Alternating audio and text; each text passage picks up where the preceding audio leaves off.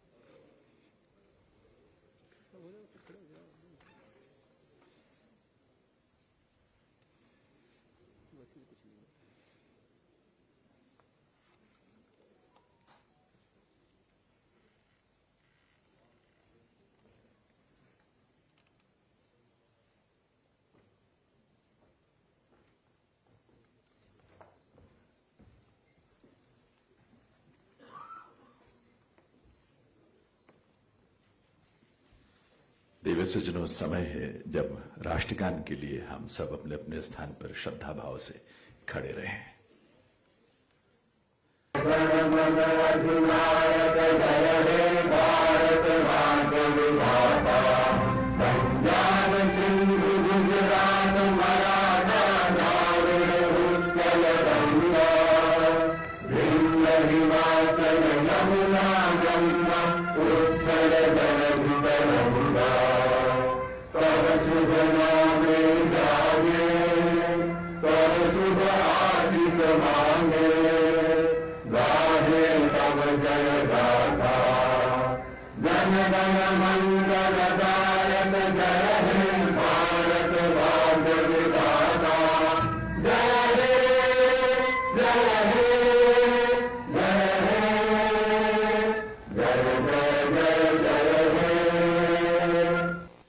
आभार। आप सभी का निवेदन, अपना अपना स्थान ग्रहण करें। नमस्कार, पुनः वंदन, अभिनंदन, वंदे मातरम। देवी सज्जनों, हरियाणा इतिहास एवं संस्कृति अकादमी कुरुक्षेत्र की ओर से आयोजित इस कार्यक्रम में मुख्य अतिथि के रूप में हम सबके बीच पधारे भारत के माननीय उपराष्ट्रपति श्री एम वेंकैया नायडू जी का बहुत बहुत हार्दिक स्वागत, अभिनंदन है। हरियाणा की पावन धरा पर इस ऐतिहासिक नगरी गुरुग्राम में आपका शुभागमन हुआ है, यह हम सबके लिए गर्व की बात है। आज के इस कार्यक्रम में हरियाणा के महान सपूत सर छोटूराम के आलेखों और उनके भाषणों का 5 खंडों में जो संकलन किया गया है, प्रकाशन किया गया है, उसका विमोचन आज आपके करकमलों से होने जा रहा है। ये हम सब के लिए गौरव की बात है। पुनः आपका वंदन है, अभिनंदन है। हरियाणा प्रदेश में जन जन की आकांक्षाओं और माननीय प्रधानमंत्री श्री नरेंद्र मोदी के संकल्पों को सिद्धि तक पहुंचाने वाले कर्मयोगी माननीय मुख्यमंत्री श्री मनोहर लाल जी इस कार्यक्रम की अध्यक्षता करने के लिए मंच पर विराजमान हैं। उनका भी इस अवसर पर हार्दिक स्वागत, अभिनंदन है। स्वर्गीय सर छोटूराम के नाती और पूर्व केंद्रीय मंत्री चौधरी वीरेंद्र सिंह जी मंच पर विशिष्ट अतिथि के रूप में उनकी गरिमामयी उपस्थिति है, उनका भी स्वागत, अभिनंदन है। और आप सभी का हार्दिक स्वागत, अभिनंदन है आज के इस कार्यक्रम में। देवी सज्जनों, मैं निवेदन करूंगा कला एवं संस्कृति विभाग हरियाणा के प्रमुख सचिव श्री डी सुरेश से कि वे मंच पर आएं और आकर माननीय उपराष्ट्रपति महोदय, माननीय मुख्यमंत्री महोदय और सभी अतिथियों का स्वागत करें अपने स्वागत संबोधन के साथ। श्री डी सुरेश, प्रमुख सचिव कला एवं संस्कृति विभाग Haryana.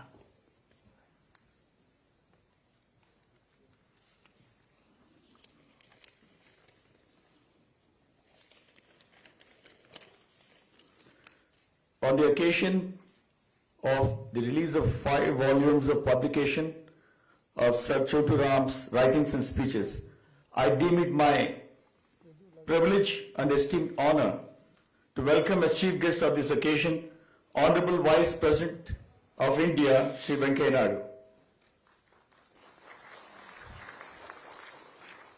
It's a proud moment for Department of Arts and Cultural Affairs, Haryana Academy of History and Culture, Government of Haryana, and of course, people of Gurugram. The Honorable Vice President of India, Shri Venkaiah Naidu, has kindly consented to be the chief guest of this august occasion. Honorable Vice President, in his more than 5 decades of public life, served this country in many capacities as Union Cabinet Minister for Urban Development, Minister of Housing and Urban Poverty Alleviation, as Minister of Parliamentary Affairs, as Minister of Rural Development. Besides, since his younger days, he always championed the cause of the marginalized segments of the society, of farmers, and steadfastly stood for freedom of speech and equality. Ladies and gentlemen, please welcome Honorable Vice President of India, Shri Venkaiah Naidu. We are also honored on account of the gracious presence of Honorable Chief Minister of Haryana, Shri Manohar Lalji, who has proven to be one of the most progressive, if not the most progressive Chief Minister of this country, by leveraging technology for not only bringing in transparency in governance, but also ensuring that public services are delivered very effectively and efficiently. Extraordinary improvement in gender ratio as a result of very effective implementation of the flagship program of Beti Bachao, Beti Padhao, astounding strides in sports, transparency in recruitments are some of the numerous examples of his dynamic leadership. Ladies and gentlemen, please welcome Honorable Chief Minister Shri Manohar Lal. We are also honored on account of the esteemed presence of none other than the grandson of great Sir Chotu Ram, Chaudhary Birender Singh, former Union Minister. Ladies and gentlemen, it's very easy to be completely overshadowed if one happens to be a grandson of an iconic figure such as Sir Chotu Ram. Yet, Chaudhary Birender Singh carved an extraordinary niche for himself in public life of nearly 5 decades. A 5-time legislator from Haryana who served 3 terms as cabinet minister, besides serving the country as Union Cabinet Minister for Rural Development, Minister of Steel and Panchayat Raj. In public life, he epitomized sensitivity, expedition and knowledge. Ladies and gentlemen, put your hands together for Chaudhary Birender Singh. We have in this hall today many stalwarts. Former Chief Minister Om Prakash Chautala, I welcome him as well. Former Chief Minister Vijay Bahuguna of Uttarakhand. We also have here in this August gathering the great grandson of Sir Chotu Ram, Shri Brijendra Singh, Honorable MP. I see here so many stalwarts. Karan Singh Dalal, Dipinder Hooda, Om Prakash Dhankad, Rao Narbir Singh, Subhash Barala, Zakir Hussain and many others. It goes on to prove the greatness of the legacy of Sir Chotu Ram and the fact that they would like to be associated with it. I would also like to congratulate Professor Raghavendra Tawar and his team for the dedication, hard work and research that has resulted in these 5 volumes of Sir Chotu Ram's writings and speeches. मैं एक बार फिर देश के उपराष्ट्रपति श्री वेंकैया नायडू, माननीय मुख्यमंत्री मनोहर लाल जी, चौधरी बीरेंद्र सिंह जी और सभा में उपस्थित सभी सम्मानित व्यक्तियों का, पत्रकार बंधुओं का, सभी अधिकारीगण का, सभी उपस्थित सज्जनों का, देवियों का हार्दिक स्वागत व धन्यवाद स्वागत करता हूं। बहुत बहुत आभार श्री टी सुरेश का। देवी सज्जनों, 24 नवंबर सन 1881 में रोहतक के गांव गढ़ी सांपला में सर छोटू राम जी का जन्म हुआ था, यह हम सब जानते हैं। अपने 63 वर्षीय जीवन में उन्होंने जो सामाजिक, राजनीतिक और आर्थिक चिंतन समाज को दिया, देश को दिया, उस चिंतन ने न सिर्फ पंजाब प्रांत यानी तब का जो संयुक्त प्रांत था वहीं तक उसकी सीमाएं थी, बल्कि उसके बाहर भी, देश में और यहां तक कि देश के बाहर भी उस चिंतन का लाभ लोगों को मिला, समाज को मिला, मानवता को मिला है। उन्होंने जो भी बोला, जो भी लिखा और खूब लिखा, वो उनके जीवन दर्शन की ही अभिव्यक्ति है और आज भी वो हमारा मार्गदर्शन करती है। सर छोटू राम जी के जीवन पर आधारित एक छोटी सी वीडियो फिल्म है, वो फिल्म हम आपको दिखाना चाहते हैं ताकि सर छोटू राम के जीवन, उनके चिंतन, उनकी सोच और उनके योगदान को हम और बेहतर ढंग से समझ पाएं, अनुभव कर पाएं और भी गहरी श्रद्धा का भाव उनके प्रति रखें। आइए देखते हैं ये फिल्म। खुदी को कर बुलंद इतना कि हर तकदीर से पहले खुदा बंदे से खुद पूछे, बता तेरी रजा क्या है। जी हाँ, खुद पर यकीन करने वाले, मेहनत पर भरोसा रखने वाले और कमीरे वर्ग को जगाने वाले, जिन्होंने लोगों को भाग्य के भरोसे बैठे रहने की बजाय कर्म करने की शिक्षा दी, जिन्होंने गुलाम देश में आजाद ख्यालों के साथ जीने की मिसाल कायम की, जो किसानों के मसीहा तो दीनहीन के बंधु बनकर उभरे। हम बात कर रहे हैं उन्हीं राम रिछपाल की, जिन्हें दुनिया दीन बंधु सर छोटू राम के नाम से जानती है। दीन बंधु सर छोटू राम जी का जन्म 24 नवंबर 1881 को रोहतक के पास गढ़ी सांपला गांव के एक गरीब किसान के घर हुआ। बालक राम रिछपाल को स्कूल में भर्ती थोड़ा देर से किया गया, लेकिन स्कूल में जाने के बाद पढ़ाई में बहुत होशियार इस बालक की प्रतिभा देखकर सब हैरान थे। उन्होंने झज्जर के सरकारी स्कूल से मिडिल तक की शिक्षा प्राप्त की। घर की आर्थिक स्थिति कमजोर थी, लेकिन बालक की आगे पढ़ने की रुचि और जिद को देखते हुए पिता उन्हें साथ लेकर साहूकार महाजन के पास कर्जा लेने गए। तो साहूकार ने किसान पुत्र की पढ़ाई की रुचि का मजाक उड़ाते हुए उन्हें अपने लिए पंखा हिलाने का इशारा किया। बालक छोटू राम ने पिता के इस अपमान के पीछे का असल कारण उनकी आर्थिक गुलामी को समझने में देर न की और यहीं से उनके मन में ये सोच पैदा हुई कि इस वर्ग को राजनैतिक आजादी से पहले आर्थिक आजादी की जरूरत है। आगे की पढ़ाई के लिए चाचा की मदद से क्रिश्चियन स्कूल में दाखिला हो गया। यहीं पर इन्होंने अन्याय के खिलाफ पहली बार आवाज भी उठाई। हॉस्टल में साफ सफाई, खाने जैसी बेसिक चीजों के लिए हड़ताल करवाकर ये छात्रों के नेता बने।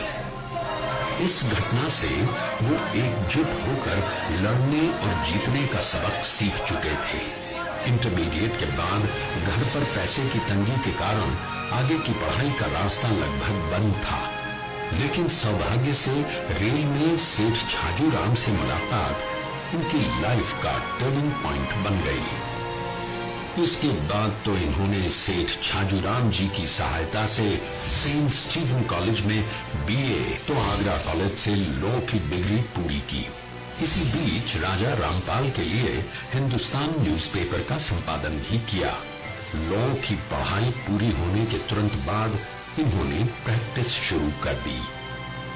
वकालत के जरिए छोटू राम सच्चाई के लिए लड़ तो रहे थे, लेकिन उन्हें लग रहा था कि किसान और कमेरे वर्ग के हक की लड़ाई के लिए सिर्फ वकालत काफी नहीं है। इसलिए वे सक्रिय राजनीति में कूद पड़े और जाट सभा का गठन किया और जाट गजट नामक पत्र का प्रकाशन कर उसने किसान और कमेरे वर्ग को जागृत करने के लिए बेचारा जमींदार नाम से श्रृंखलाबद्ध लेख लिखे। उनके लिए इन लेखों की मूल भावना ने लोगों को काफी प्रभावित किया। तभी से ये वर्ग उनसे भावनात्मक रूप से जुड़ने लगा।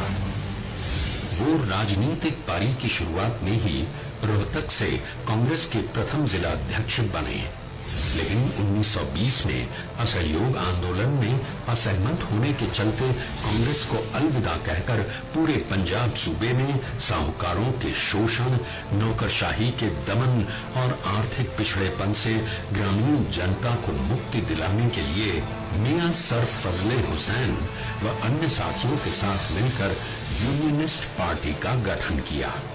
उनकी लोकप्रियता का ये असर रहा कि 1922 से लेकर 1946 तक ये पार्टी तत्कालीन पंजाब में सत्तासीन रही। छोटू राम जी ने लगभग 25 साल सत्ता में रहते हुए किसानों और मजदूरों को सूदखोरों के चंगुल से मुक्त करा आर्थिक आजादी दिलाने में कामयाबी पाई और इनके हितों की रक्षा के लिए अन्य कानून बनवाए।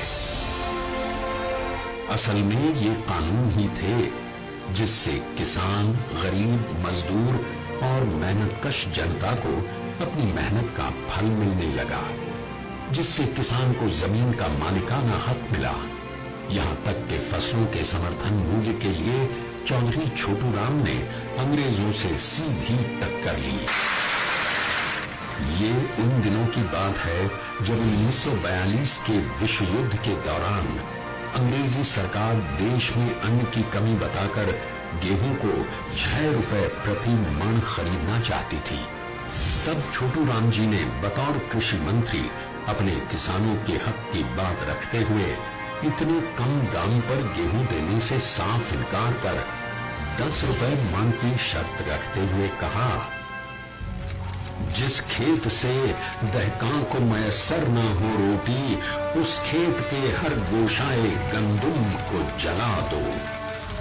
चौधरी साहब के कठोर रुख, दृढ़ निश्चय और उनकी लोकप्रियता को भांपते हुए अंग्रेजी हुकूमत ने झुकना मुनासिब समझा और 11 रुपए मन के हिसाब से गेहूं का समर्थन मूल्य स्वीकृत करते हुए चौधरी साहब का लोहा मान लिया।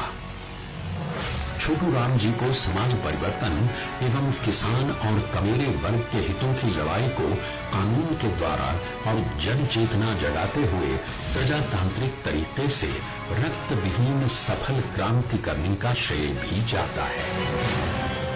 चौधरी छोटू राम सिर्फ किसानों के मसीहा नहीं थे, बल्कि समाज के हर कमजोर, दबे कुचले तबके के दुख दर्द को महसूस करते थे।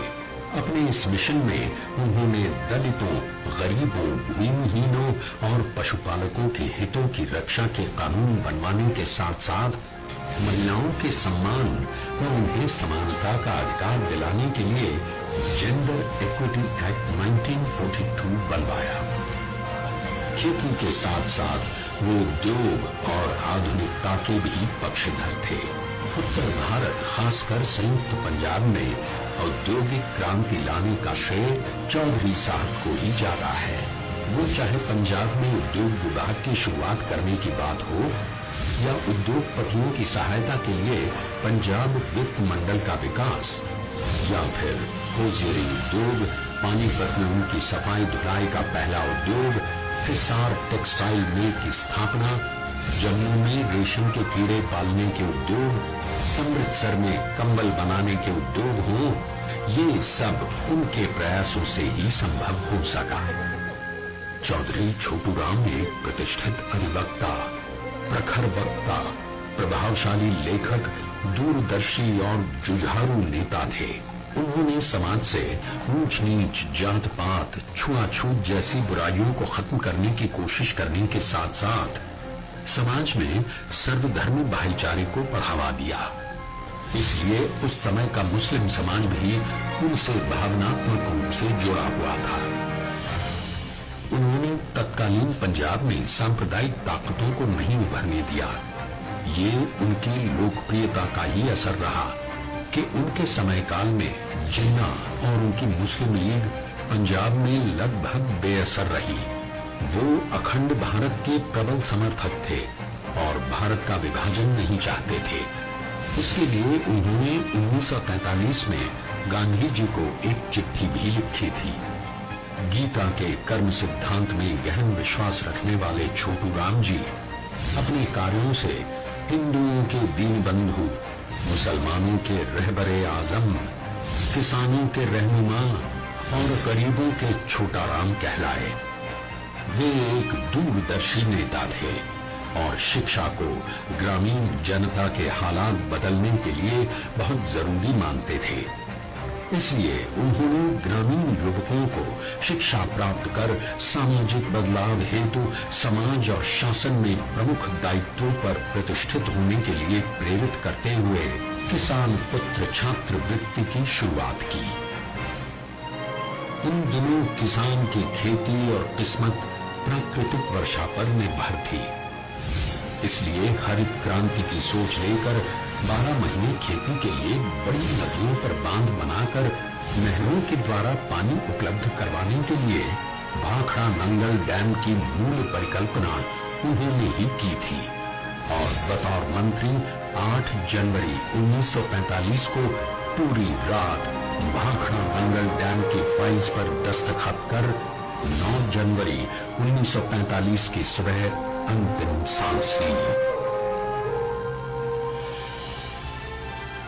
आज पंजाब, हरियाणा और उत्तर राजस्थान के खेतों में साल भर लहलहाती हरियाली उन्हीं की देन है। अपनी लगन, मेहनत, कार्यों और दूरदर्शी सोच से वो एक अमर इतिहास और एक ऐसा मार्ग आने वाली पीढ़ियों के लिए छोड़कर गए जिसके एक हिस्से का भी अनुसरण किया जाए तो पूरी मानवता का कल्याण हो जाए। ऐसे शख्स बिरले ही पैदा होते हैं।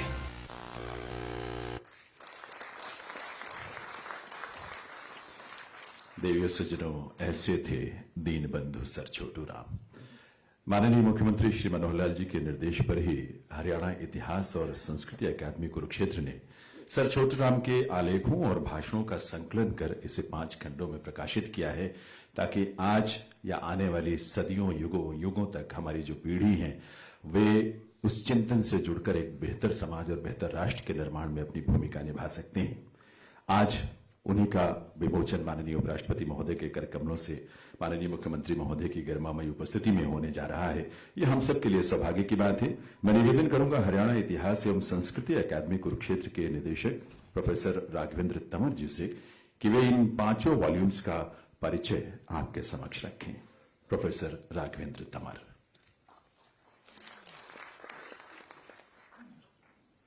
माननीय उपराष्ट्रपति जी, माननीय मुख्यमंत्री जी, माननीय चौधरी वीरेंद्र सिंह, माननीय श्री ओम प्रकाश चौटाला जी, भूतपूर्व मुख्यमंत्री हरियाणा, माननीय श्री विजय बहुगुणा जी, भूतपूर्व मुख्यमंत्री उत्तराखंड, अनेक विधायक, सांसद, बहुत लोग, विशिष्ट लोग आज इस सभा में उपस्थित हैं और क्यों ना हो, ये एक बहुत विशेष दिवस है और एक ऐसे व्यक्ति के हाथों सर छोटू राम के इस जीवन भर की प्रयास की आज विमोचन होना है, जो स्वयं एक किसान नेता रहे हैं। सारा जीवन उन्होंने इस संघर्ष में बिताया।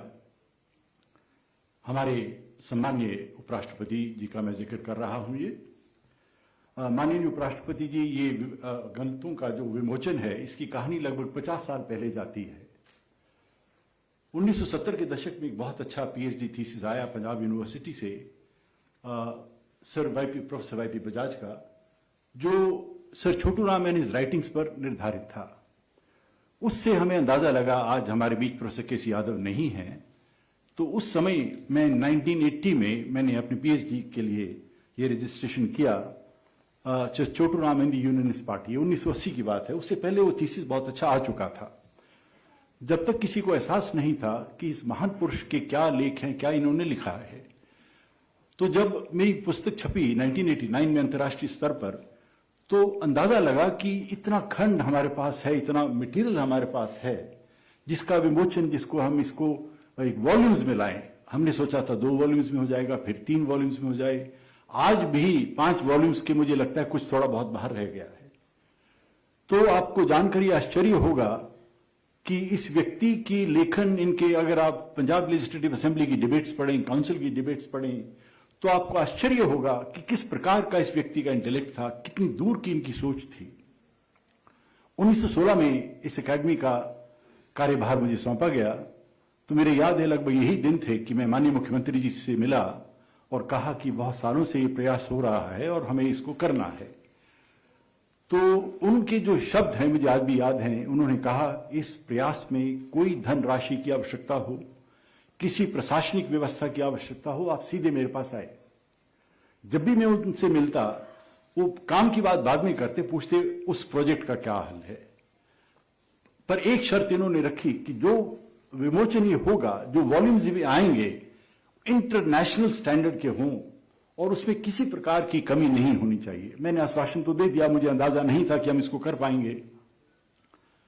तो ये इस विमोचन की मूल कहानी है। चौधरी बीरेंद्र सिंह आज मंच पर उपस्थित हैं। बहुत सालों से मेरा संपर्क है, हम लोग बात करते रहे, पूछते। कुछ वजह से ये विमोचन ये रुक गया। लगभग 1-1.5 साल पहले ये वॉल्यूम्स तैयार हो गए थे, पर हमने भी ठानी हुई थी कि माननीय उपराष्ट्रपति जी के हाथों से ही ये कर कमलों का विमोचन होना है। किसान नेता हैं, मुख्यमंत्री जी का यही आदेश था। तो मैं बहुत आभारी हूं सर कि आपने आज हमें समय दिया है हमारे बीच आने का। ये 5 वॉल्यूम्स का काम है। पहले 3 वॉल्यूम्स 1907 से लेकर 1945 तक के वॉल्यूम्स हैं। ये छोटू राम जी उर्दू या इंग्लिश में लिखते थे। तो पहले 3 वॉल्यूम्स में जो कुछ उन्होंने कहा है, जो कुछ उन्होंने लिखा है, असेंबली में हो, काउंसिल में हो, किसी समाचार पत्र में हो, किसी पब्लिक मीटिंग में हो, उसको हमने कंपाइल किया है। कोई भी हिस्टोरियन ये आश्वासन नहीं दे सकता कि ये कंप्लीट वर्क्स है। किसी के वर्क्स कंप्लीट नहीं होते हैं, आप सब जानते हैं। ये समय समय के और कोई इक्का दुक्का ये लिखा जाए तो ये रनिंग प्रोसेस है।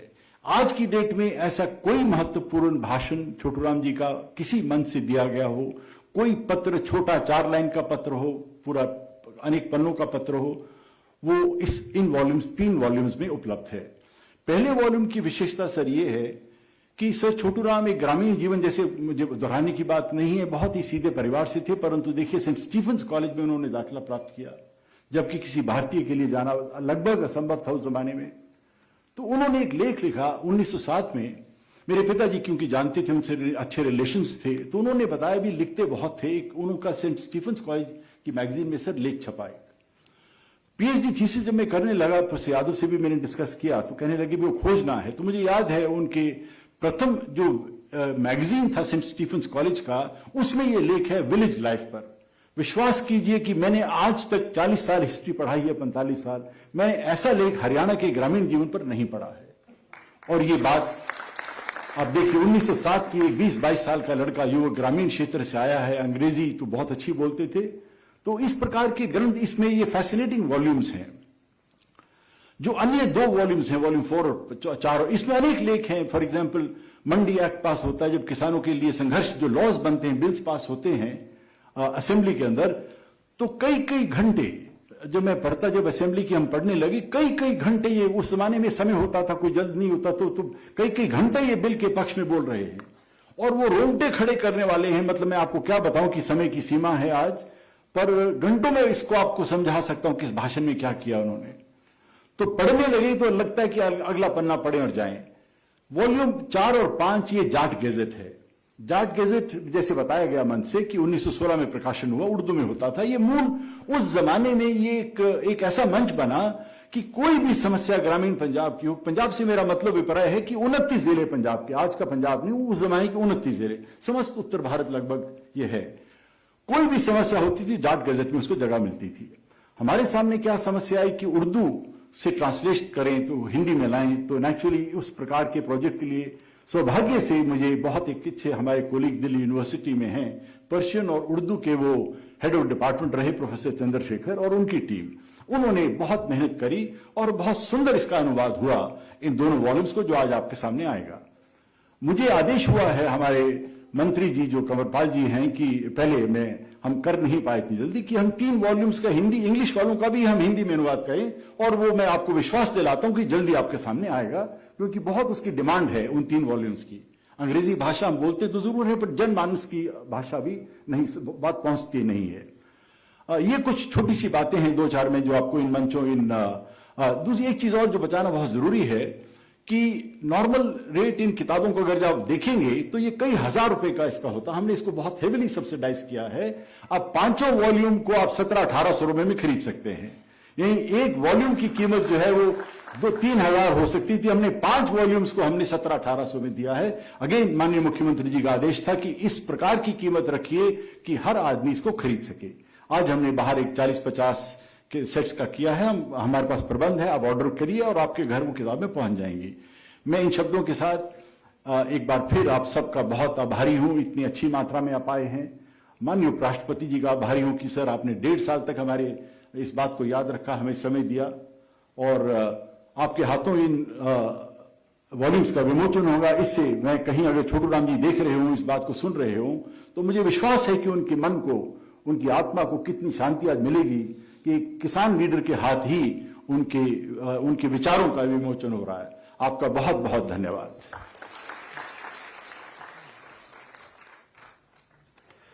बहुत बहुत आभार प्रोफेसर रघुवेंद्र तंवर जी का। देवी सज्जनों, सर छोटू राम जी की जो चौथी पीढ़ी है उसका प्रतिनिधित्व करते हैं श्री ब्रजेंद्र सिंह जी। माननीय ब्रजेंद्र जी पहले आईएएस के रूप में प्रदेश में अपनी सेवाएं देते रहे और उसके पश्चात सन 2019 में आप हिसार से सांसद चुने गए। मैं निवेदन करूंगा श्री ब्रजेंद्र सिंह जी से कि इस अवसर पर अपने उद्गार व्यक्त करने के लिए पधारें।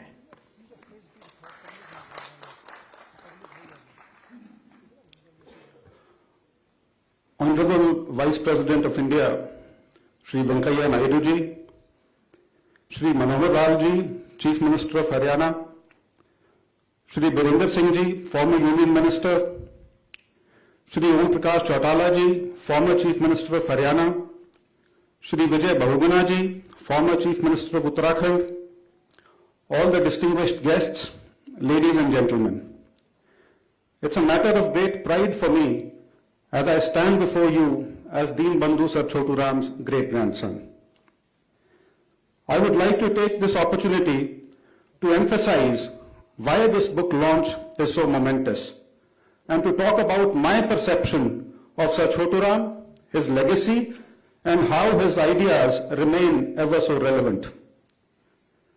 Many academic works have been written about Sir Chotu Ram, about his ideology, his politics, the legislations, and even his personal life and friendships. But the publication that is being launched today is unique and perhaps the most remarkable. Why I say this is because, firstly, this publication runs into 5 volumes. The sheer expanse of over 4,000 pages is indicative of the amount of scholarship and time that has gone into these volumes. Late Professor K.C. Yadav, founder director of Haryana Academy of History and Culture, and thereafter Dr. Raghavendra Tamar and his team deserve all the credit for this feat. Secondly, these volumes reflect Sir Chotu Ram's views with utmost clarity. His writings and speeches have been placed in chronological order such that readers get to form their own understanding of the great statesman's ideas and how these evolved over time. The third thing that distinguishes these volumes is that they will serve as an excellent source for researchers and encourage more students to undertake deeper study of his politics and policies. From my own experience, one finds there is a plethora of polemical biographical writings on Sir Chotu Ram, but somehow there is a lack of well-researched critical works. Sir Chotu Ram truly was a Renaissance man. All his life, he remained a prolific writer. He began his career as a journalist, working as an editor for the Hindustan newspaper. Interestingly, the mainstream media of his time was not favorably disposed towards his constituency. That is, the ruralite, the farmer, the poor, and the indigent at the margins of society.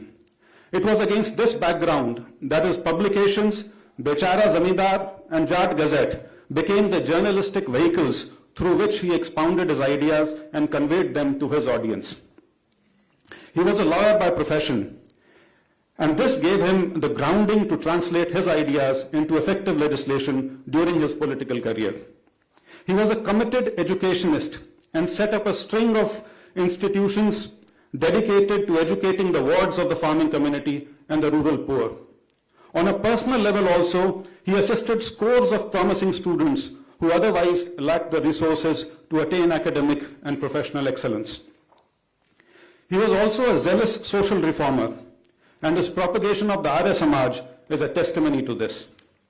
It was his firm belief that social regeneration, abandoning dogma and superstition, and shedding regressive norms formed the bedrock for spiritual, socio-economic, and political progress.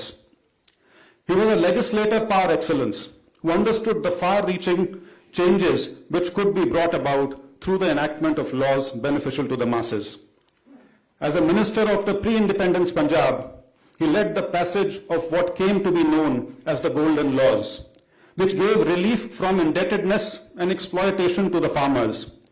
These laws included setting up of the mandis under the Mandi Act, compulsory registration of traders, consolidation of land holdings, rationalization of the tax structure, and an act against false weights and measures, among many others. Now, all these aspects coalesced to make the political personality that he is still remembered as. He awakened a hitherto politically dormant community and mobilized them to strive for their rights and to have their share under the sun. His vision and foresight was refreshingly contemporary for someone writing in the early 20th century. In this context, I would like to mention two of his articles from Jat Gazette written in May 1920. In a short piece titled "Krishi ke vikas mein rukavat ke karan," he listed a number of reasons why farming community was lagging behind, including illiteracy, aversion to modern science, social stigmatization, and a lack of much needed land reforms. In a follow-up piece, he went on to suggest that modern science and technology should be embraced, that the farmer should seek to improve his yield, sow good seeds, not overuse fertilizer, and ward off insects without damaging his crop. Now, he proposed all these ideas 4 decades before the Green Revolution even set in. Though he was not an economist by training, he had a deep understanding of the economic system that underlay the malaise with which the rural economy was beset. This is why he could visualize and set into motion legislative reforms for the upliftment of the peasantry. A multifaceted personality such as Sir Chotu Ram's is difficult to condense into few words. But from what I have read and understood about him, there is a troika on which his entire life's mission was premised: Arya Samaj, education, and economic independence. That his ideas are still invoked today proves that he was truly a friend of the tiller and will always remain so. Thank you.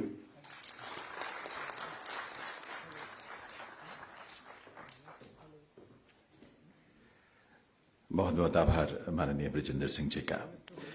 देवी सज्जनों, sir Chhotu Ram के चिंतन के केंद्र में जो समाज के वर्ग थे, हमारे किसान, हमारे मजदूर, वंचित और शोषित, उन्होंने समाज के सभी वर्गों के बीच जो सौहार्द और भाईचारे की एक नींव रखी, सबको एक सूत्र में पिरोया, उस नींव को और उस एकता को मजबूती उन्होंने प्रदान की।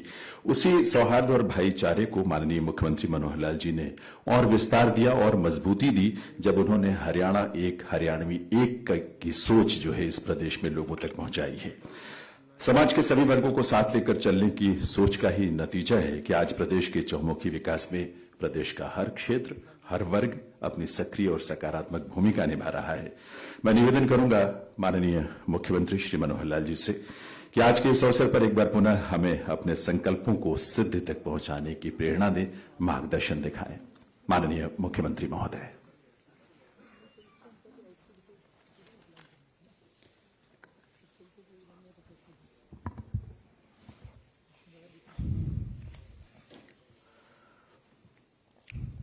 देश के माननीय उपराष्ट्रपति आदरणीय श्री वेंकैया नायडू जी,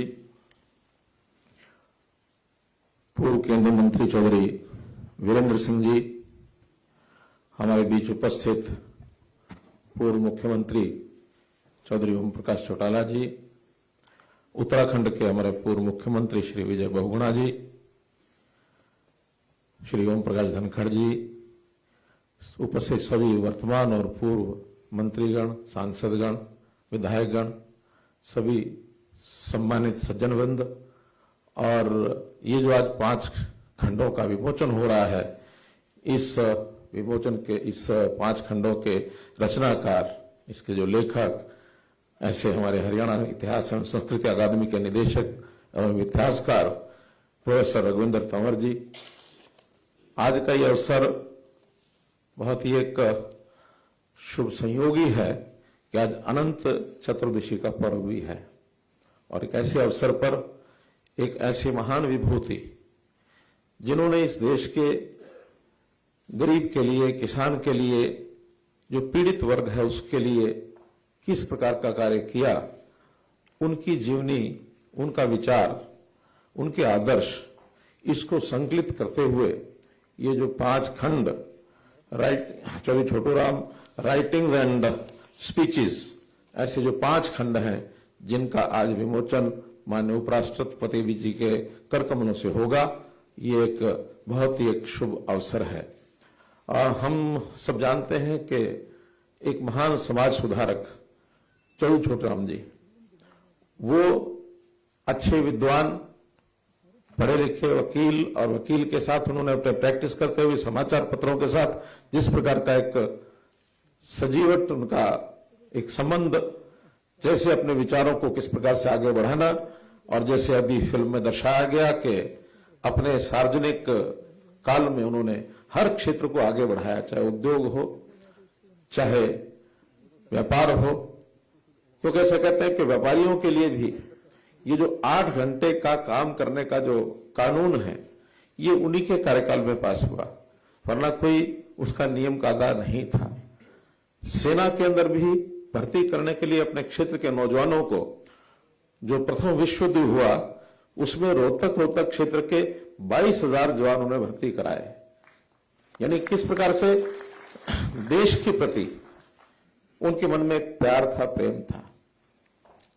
मिलकर के सब लोग उस समय काम करते थे, मतभिन्नता होने के बाद भी एक दूसरे का मान सम्मान करते थे। एक समय आया महात्मा गांधी जी के साथ किन्हीं विषयों को लेकर उनके मतभेद भी हुए, लेकिन फिर भी वो महात्मा गांधी जी का भी सम्मान करते थे, क्योंकि आखिर इस देश के सभी ऐसे महान व्यक्तित्व मिलकर के देश की आजादी जिसको दिलाना है तभी संभव हो पाएगी जब एक दूसरे का मान सम्मान करेंगे। मार्ग अलग अलग हो सकता है। तो ऐसे समय में किसानों की जो हालत थी वो उस समय बहुत ही इस प्रकार से अंग्रेजों के कार्यकाल के दबाव में उनको एक दयनीय जीवन व्यतीत करना पड़ रहा था। कैसे कानून बनाकर और किसानों के जीवन को सुखी किया जा सकता है, मजदूरों के जीवन को सुखी किया जा सकता है, ऐसी मुहिम उन्होंने चलाई। विस्तार में बहुत कुछ कहा जा सकता है, बताया जा सकता है, लेकिन आज चूंकि हमको माननीय उपराष्ट्रपति जी के मुखारबिंद से, क्योंकि माननीय उपराष्ट्रपति जी वेंकैया नायडू जी भी स्वयं एक किसान परिवार से संबंध रखते हैं, इनको भी पता है कि किसान की क्या पीड़ा, क्या तकलीफ होती है, और सामाजिक दृष्टिकोण इनके भी यानी नौजवानी में जैसा संघर्ष और जैसे आंदोलन इन्होंने किए, अपने समय में इन्होंने जय आंध्र आंदोलन ये चलाया और आंध्र में मुल्की नियम जो बने हुए थे उनको दूर कराया। तो जीवन के अंदर समाज को प्रेरणा देने के लिए बहुत से महापुरुष, अब उन महापुरुषों को चूंकि एक समय कार्यकाल एक निश्चित होता है, बाद में उनके विचारों को अगली पीढ़ी तक पहुंचाने के लिए साहित्य ही एकमात्र साधन होता है जिसके माध्यम से उनको जीवित रखा जा सकता है। तो वो साहित्य, उसका संकलन, और वो भी जब बहुत बिखरा हुआ साहित्य हो, उस सबको इकट्ठा करना, उसको ठीक से अनुवाद करके उसको एक शंखलाबद्ध तरीके से उसको एक लिखित स्वरूप देना, ये भी अपने आप में एक बहुत बड़ा एक काम है जो हमारे प्रोफेसर रविंद्र तंवर जी ने किया है। ये भी एक बहुत ही, जब इन्होंने पहली बार विचार रखा तो ठीक बात है, मैंने इनको कहा कि महापुरुषों के बारे में जिनसे हम प्रेरणा ले सकते हैं, उनके साहित्य के बारे में जितना आप लिख सकते हैं आप लिखिए।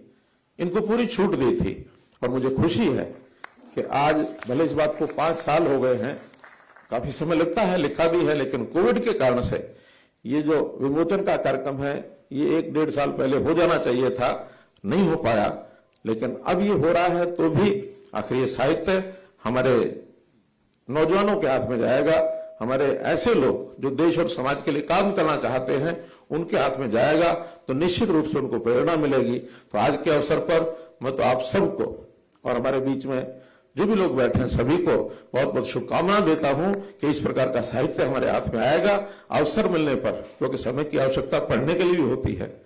जरूर समय निकाल करके इसमें आवश्यक जितनी सामग्री है उसको जरूर पढ़ना चाहिए और अपने जीवन में उनके कदमों पर जितना हम चल सकते हैं उतना अवसर जरूर लेना चाहिए। आज इस अवसर पर मैं इतनी ही बात कह करके अपने उपराष्ट्रपति श्री वेंकैया नायडू जी का आभार प्रकट करता हूं कि ये हरियाणा में आकर के इन्होंने इस कार्यक्रम में उपस्थिति अपनी की है और इस पवित्र कार्य को आप अपने आत्म से कर रहे हैं। मैं आपका बहुत बहुत धन्यवाद करता हूं। बहुत बहुत धन्यवाद।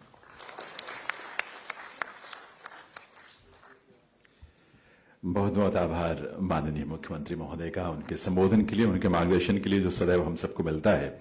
देवी सज्जनों, अब समय है sir Chhotu Ram writings and speeches के जो 5 खंड हैं उनका विमोचन किया जाना है। मैं प्रोफेसर रघुवेंद्र तंवर जी से निवेदन करूंगा कि इस संकलन का विमोचन माननीय उपराष्ट्रपति महोदय से यहां करवाएं और साथ में गरिमामयी उपस्थिति माननीय मुख्यमंत्री महोदय की, चौधरी वीरेंद्र सिंह जी की और आप सभी की शुभकामनाएं इस बहुत ही नेक कार्य में, महत्वपूर्ण कार्य में जरूर मिलनी चाहिए, क्योंकि ये अवसर बहुत महत्वपूर्ण है। निवेदन है माननीय उपराष्ट्रपति महोदय से कि वे अपने कर कमलों से इस बहुमूल्य संकलन का विमोचन करें। Sir Chhotu Ram writings and speeches एक ऐसी व्यक्तित्व, ऐसी विभूति जिनका चिंतन, जिनका लेखन, जिनके संबोधन समाज को सदियों तक दिशा देंगे, मार्गदर्शन करेंगे और हम गर्व करेंगे इस बात पर कि हरियाणा की पावन धरा पर ऐसी विभूति ने जन्म लिया, जिन्होंने किसानों के लिए संघर्ष किया, जिन्होंने मजदूरों के लिए संघर्ष किया। बहुत बहुत आभार माननीय उपराष्ट्रपति महोदय का, बहुत बहुत आभार माननीय मुख्यमंत्री महोदय और चौधरी वीरेंद्र सिंह जी का। देवी सज्जनों, गुरुग्राम की इस ऐतिहासिक धरा पर उपराष्ट्रपति महोदय का शुभागमन हम सबके लिए गौरव की बात है। निवेदन करूंगा माननीय उपराष्ट्रपति महोदय से कि इस अवसर पर हम सबको अपना मार्गदर्शन, अपना आशीष, अपनी शुभकामनाएं हम सबको दें, हमारा मार्गदर्शन करें। हम अभिभूत हैं उनकी गरिमामयी उपस्थिति से। माननीय उपराष्ट्रपति महोदय।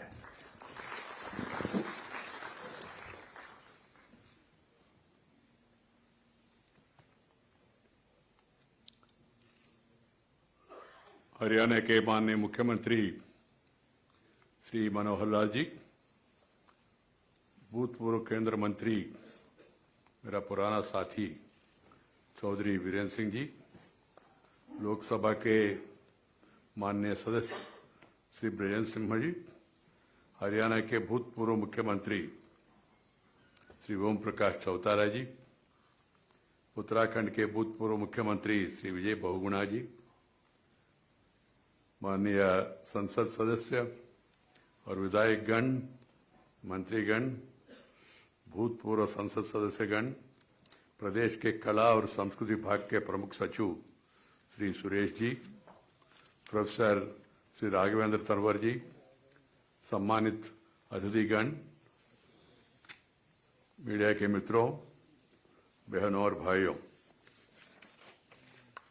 आज इस कार्यक्रम में भाग लेने के लिए मैं बहुत इच्छुक थे। सचमुच में गत 18-20 महीने से मैं और वीरेंद्र सिंह जी हम लोग आपस में चर्चा कर रहे थे। बीच में मुख्यमंत्री से भी सलाह मशवरा कर रहे थे, कार्यक्रम कब करना, कैसा करना। ऐसी कोविड और इसका सेंट्रल गवर्नमेंट, स्टेट गवर्नमेंट का गाइडलाइंस, रेस्ट्रिक्शंस, लॉकडाउन, जो परिस्थिति बना उसके कारण से हम लोग इसको सही समय पे एक कार्यक्रम नहीं कर पाया। मगर उन लोगों ने भी कहा, मुझे भी इच्छा था, मैं खुद आके इस पुस्तक को यहीं हरियाणा धरती का, उनका कार्यक्षेत्र में ही इसको विमोचन करें। नहीं तो आपको मालूम है पद्धति है आजकल ये सभी कार्यक्रम वर्चुअल उपराष्ट्रपति निवास से ही होता है। मगर मैं चाहते थे और वीरेंद्र सिंह जी का भी इच्छा था, मैं जरूर यहाँ आऊँ और इस कार्यक्रम को करूँ। और एक विषय भी मैं आपको बताना चाहता हूँ, सचमुच में हम इसको आम मैदान में करना चाहते थे, लोगों के बीच में, और हरियाणा का केंद्र में रोहतक या सोनीपत में करना चाहते थे। मगर जो ये रिस्ट्रिक्शंस है ना, नियम है, वो नियम को पालन करना हर एक का कर्तव्य है, राष्ट्रपति हो, उपराष्ट्रपति हो, प्रधानमंत्री भी जो भी हो। इसलिए हमने ये कार्यक्रम फाइनली यहाँ करने का निर्णय किया। आज सचमुच में मैं बहुत प्रसन्न हूं और प्रसन्नता और भी बढ़िया है यहाँ आके हमारा पुराना मित्र श्री ओम प्रकाश जी चौटाला से जिससे मिलने का मौका मिला है। मैं बहुत साल से उनको जानता हूँ, उनके पिताजी से बचपन से थोड़ा सा परिचय और बाद में ओम प्रकाश चौटाला जी से भी मेरा इतना सान्निहित्य था, राजनीति में, राजनीति के बाहर भी। और साथ ही साथ विजय बहुगुणा जी जिनका पिताजी से, इनके पिताजी जब वो नेल्लूर आए थे मेरे शहर में, मैंने उन पिताजी का भाषण हमारा तेलुगु भाषा में भाषांतर किया उस समय, क्योंकि वो हिंदी में बोलते थे नहीं तो अंग्रेजी में बोलते थे और ग्रामीण इलाके में रहने वाले लोगों को दोनों भाषा अंग्रेजी या हिंदी उस इलाके में मालूम नहीं था, इसलिए मैं उसका भाषांतर करने का काम मैं करते थे। अटल जी का, अद्वानी जी का, मोरारजी भाई का और बहुगुणा जी का और अन्य नेता जो उस इलाका में आते थे, सबका भाषांतर करने का काम। मुझे इतना हिंदी में प्रवेश नहीं था, मगर थोड़ा सा टूटी फूटी हिंदी में जो भावना समझ के उसको लोगों को, उन लोगों का मातृभाषा में तर्जुमा करने का काम मैं शुरू से करते थे। सचमुच में बचपन में हम लोग ने, हमारा इलाका में, चेन्नई के नजदीक है मेरा इलाका, तो हमने हिंदी विरोध आंदोलन में भाग लिया है। उस समय मूड ऐसा था हिंदी को विरोध करना, चेन्नई। और एक दिन हम लोग कॉलेज से बाहर आया, आंदोलन माने छुट्टी, हैप्पी, तो बाहर आके फिर कहने लगे हिंदी डाउन डाउन। किसी ने कहा सर हिंदी है ही कहाँ हमारा शहर में। फिर हम लोग चर्चा करना शुरू किया, हिंदी है ही क्या, सामने होना चाहिए ना कुछ डाउन डाउन बोलने के लिए भी। आजकल सामने नहीं है तो भी कुछ लोग डाउन डाउन बोल रहे हैं, वो तो अलग बात है। मगर तो एक बच्चे दौड़ के आके बताया सर 2 जगह पे हिंदी का साइन बोर्ड है। कहाँ है? उन्होंने कहा एक पोस्ट ऑफिस में, डाकघर, दूसरा रेलवे स्टेशन में। हम 2 गुट बन के वहां गए और वहां जाके उसके ऊपर तार लगाया। बाद में जब मैं दिल्ली आया, केंद्रीय राजनीति में प्रवेश किया, तब मुझे समझ में आया मैं वो डाकघर के डब्बे के ऊपर नहीं, मेरा चेहरे के ऊपर मैंने तार लगाया, ऐसा समझ में आया। कारण क्या है, हिंदी के बिना हिंदुस्तान में आगे बढ़ना संभव नहीं। मैं भाषा का महत्व से ज्यादा लोग को समझने, ये भाषा मालूम है, बोलती भी है और पढ़ती भी है। तो ऐसी भाषा को सीखना बहुत जरूरी है। इसलिए मैं जब भी चेन्नई भी जाता हूं, वहां भी लोगों को कहता हूं भाई किसी भाषा को विरोध मत करो, सीखने के लिए प्रयास करो। हाँ, अंग्रेजी सीखना है, जरूरी है, मगर पहले अपना मातृभाषा, बाद में भारतीय भाषा सीखने से बहुत फायदा होगा। ये मैं हमेशा उनको बताता हूं और मैंने उनको एक फॉर्मूला दिया। वहां कुछ लोग रिसेंटमेंट में हिंदी अभी भी विरोध करने वाले हैं, कुछ लोग, कारण अलग हो सकता है, मैं उसमें पढ़ना नहीं चाहता हूं क्यों विरोध कर रहे हैं। मातृभाषा हमारा अंक है ना, ऐसा है। और जो अंग्रेजी बाकी भाषा चश्मा जैसा है। आंख है तो चश्मा डालने से कोई फायदा होगा, आंख ही नहीं है तो फिर चश्मा डालने से, आप रेबॉन ग्लासेस पहने तो भी आपका जुबान से कुछ बाहर आएगा नहीं। तो इसलिए मातृभाषा बहुत जरूरी है और भारतीय भाषा और भी जरूरी है। भारत में आप लोगों से मिलना जुलना, अपना भावना को उनको बताना है तो वो भाषा भी आपको समझना चाहिए। अंग्रेजी यस, और जो इंटरनेशनल रिलेशनशिप के लिए अंग्रेजी। और कुछ लोग कहते हैं सर ये अंग्रेजी मालूम नहीं है तो आप वो पर नहीं जा सकते। मैंने कहा किसने बोला आपको? नहीं सर वो पर नहीं जा सकते। मैंने मजाक में उनको कहा, मैंने भगवान से बात किया, उन्होंने कहा ऐसा कोई निबंधन नहीं है, कोई भाषा भी हो, वो टाइम हो जाएगा तो ऑटोमेटिकली हम यहाँ स्वीकार करेंगे।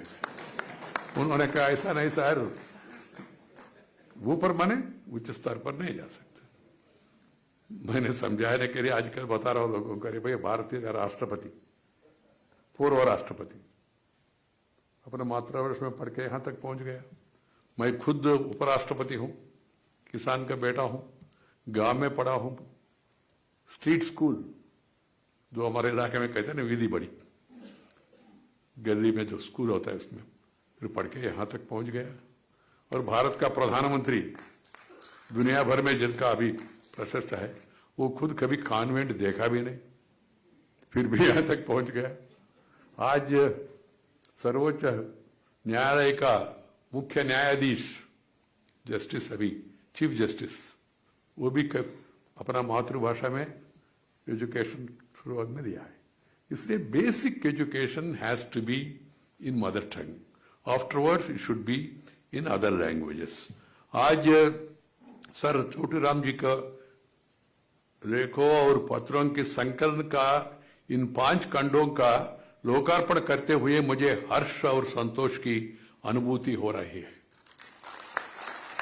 मुझे संतोष है कि मैं हमारे देश की इतनी महान विभूति से जनता को परिचित कराने का माध्यम बना।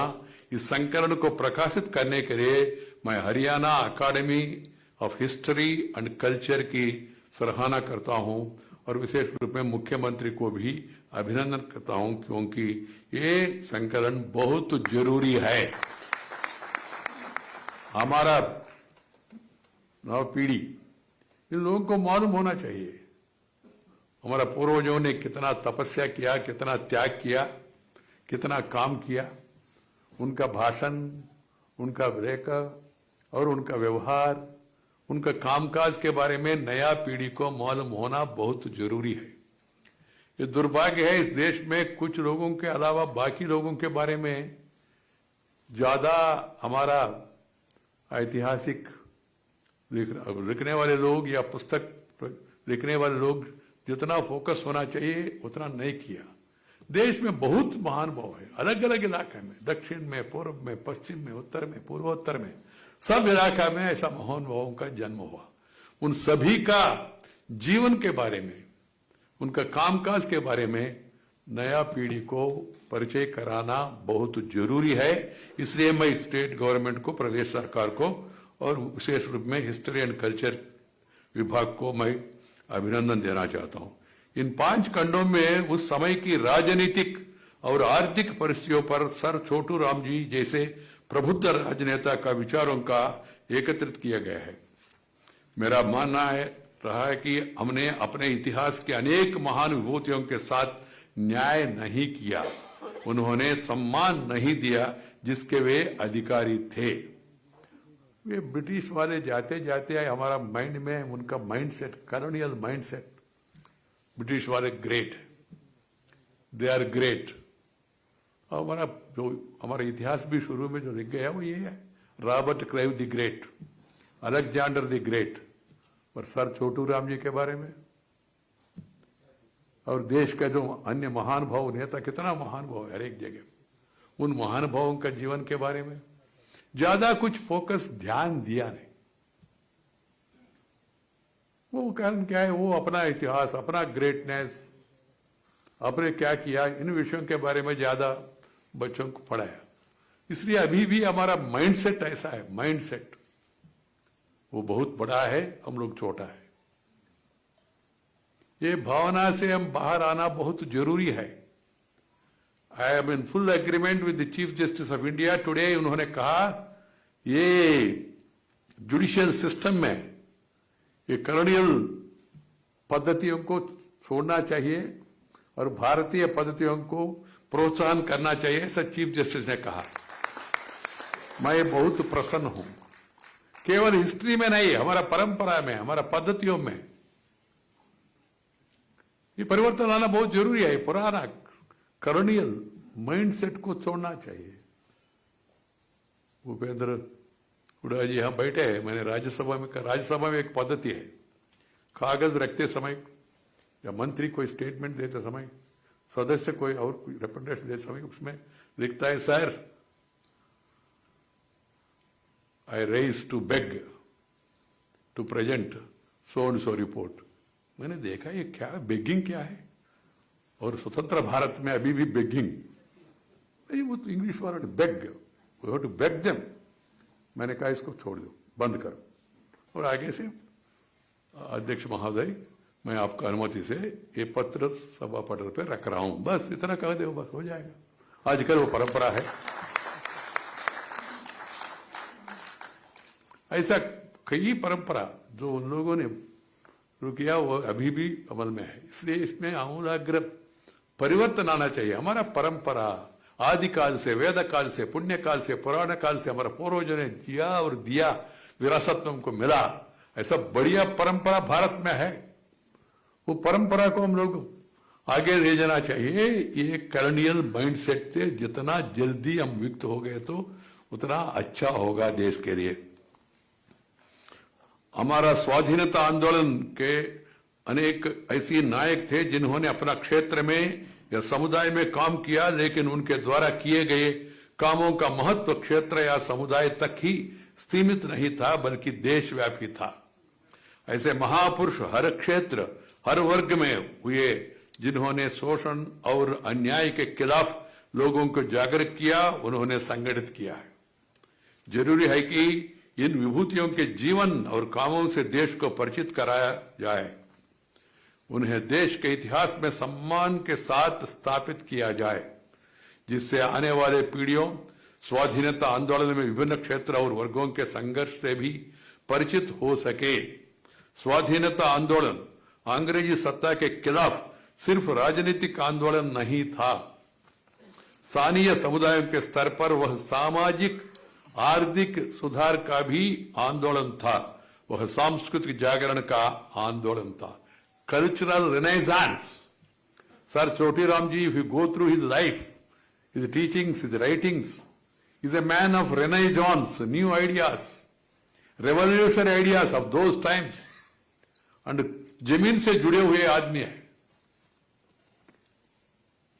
1920 से 1940 की अवधि में अविभाजित पंजाब की राजनीति में चौधरी छोटीराम जी और उनकी यूनियनिस्ट पार्टी के योगदान को कैसा भुलाया जा सकता है, जिन्होंने धर्म के आधार पर देश के बंटवारे का विरोध किया। हुई हिंसा का इतिहास गवाह है। तब सरदार पटेल ने कहा भी था, I would not have had to worry of the Punjab if Chaudhary Choturam was alive. Chhoturam जी जिंदा आए तो मैं पंजाब के बारे में कोई सोचने का जरूरत भी नहीं होती। ये सरदार पटेल जी ने कहा, because Sardar Patel has to take initiative to merge all the provinces of the country. That's a big story again. That was the confidence of Sardar Patel. 1919 के संवैधानिक सुधारों के बाद सर छोटीराम जी पंजाब विधानमंडल में चुने जाते रहे। अपने रूरल ब्लॉक के माध्यम से किसान और उस क्षेत्र के मुद्दे उठाते रहे। रूरल ब्लॉक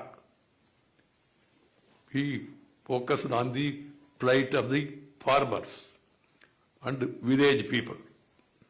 1937 के चुनावों के बाद पंजाब में यूनियनिस्ट पार्टी की सरकार में विकास मंत्री के रूप में सर छोटीराम जी ने किसानों को, साहूकारों, आड़तियों को शोषण से मुक्त कराने के लिए कानून बनाए। उस समय उन्होंने कृषि श्रमिकों के हित में जिन कानूनों को लागू किया, उन्होंने भविष्य के कृषि सुधारों की नींव रखी। उन्होंने ब्याज और कर्जे के कुचक्र से किसानों को मुक्त दिलाई, उनकी भूमि को वापस दिलवाया। किसानों के गिरवी रखे घर, जानवरों का साहूकारों को कब्जे से बचाया। किसान अपनी उपज की सही दाम पा सक, इसके लिए स्थानीय स्तर पर मंडियां स्थापित करवाया। मुझे ज्ञात हुआ है कि उन्होंने कृषि और पशुपालन में आधुनिक वैज्ञानिक प्रणाली विकसित करने के लिए शोध संस्थान स्थापित किए हैं for the welfare of the farmers. मुझे यह भी ज्ञात हुआ है कि सतलज पर बाकरा डैम का कल्पना सबसे पहले सर छोटूराम जी ने ही की थी और उसके निर्माण के लिए अंग्रेजी सरकार तथा बिलासपुर के शासक से समझौता भी किया था। यह कार्य वही व्यक्ति कर सकता है जिसने किसान और कृषि को समस्याओं को स्वयं अनुभव किया हो, जो अपने समाज की समस्याओं के प्रति गहरी समझ और संवेदना रखते हो। सर छोटूराम जी स्वयं एक किसान परिवार से, हमने अभी अभी फिल्म देखा। 11 वर्ष के उस बच्चे के वेदना के बारे में सोचिए, जिसकी पढ़ाई के लिए कर्ज मांगने पर उसके पिता साहूकारों से अवमानित होना पड़ा है। ऐसी घटना उन बालक को शिक्षित होने और शोषण के खिलाफ लड़ने का संकल्प दिया है। सर छोटूराम जी ने केवल देश की प्रतिष्ठा कॉलेजों से शिक्षा हासिल की, बल्कि अपना स्वयं शिक्षक भी रही और कई शिक्षा संस्थाओं की स्थापित भी किया है। सर छोटूराम जी विचारक और लेखक थे। He was a thinker, he was a writer. उन्होंने ट्रिब्यून जैसा अखबारों में नियमित लेख लिखकर समाज के लोगों को भी जगाया और कई अखबारों का संपादन भी किया है। अपने समुदाय में जागरूक रहने के लिए अपने जाट गजेट नामक पत्र की स्थापना की और उसमें लेखों के माध्यम से क्षेत्र की समस्याओं पर लोगों का ध्यान दिलाया उन्होंने संगठित किया है। मुझे बताया गया है कि जाट गजेट हरियाणा का सबसे पुराना समाचार पत्र है और उसे आज भी पढ़ जाता है। मित्रों, भारत में कृषि सिर्फ व्यवसाय नहीं है, ये हमारा संस्कृति का आधार है। Agriculture is the basic culture of India. This has to be understood by one and all. गांव के खेतों में सिर्फ अनाज ही नहीं पैदा होता, हमारे सामुदायिक संस्कार भी जन्म लेता है। यदि गांव पिछड़ा होगा तो हमारा संस्कार भी पिछड़ेंगे। उन्होंने रूढ़िया कुरीतियां पनपेगी, हमारी संस्कृति पिछड़ेगी और देश का विकास रुकेगा। एक खुशहाल गांव का समाज भी जीवंत होता है, वह अपनी कुरीतियों को खुद दूर करते हैं। इसलिए सर छोटूराम जी ने आर्य समाज के प्रसिद्ध क्रांतिकारी आचार्य स्वामी श्रद्धानंद जी के साथ मिलकर क्षेत्र के लोगों में सामाजिक चेतना जगाने का महान प्रयास किया है। Friends, as you are all aware, as I told you just now, agriculture is our basic culture. As you are all aware, agriculture has traditionally been the backbone of our economy. It has been the endeavor of every government to improve the living conditions of farmers and provide remunerative prices to various crops. Our villages not only produce food grains for us, but also circulate our samskaras among our children, our values and traditions. This is very important because nowadays we are seeing decline of standards, decline of values in politics, in public life, in academic life, in the legislature, in parliament, in assemblies. Everywhere there is a decline, unfortunately. This has to be re-established again. We are all seeing in politics also. People must elect and select leaders with character, caliber, capacity and conduct. 4 C's. Character, caliber, capacity and conduct. But unfortunately दुर्भाग्यपूर्ण है, इसके जगह पे दूसरी 4 C आया. वो क्या है? Caste, community, cash and criminality. ये प्रवेश हो गया. इसके कारण से अपना जाति के बारे में याद रखना में कोई गलती नहीं है, मगर समाज को नेतृत्व करना है तो सभी समूह को साथ लेकर आगे बढ़ना चाहिए। ये हमारा देश एक देश है, सब भारतीय है, अलग भाषा अलग वेश, फिर भी अपना एक देश, विविधता में एकता, भारत का विशेषता, ये बहुत जरूरी है। Irrespective of caste, creed, sex, religion and region, India is one. We are one nation, we are one people.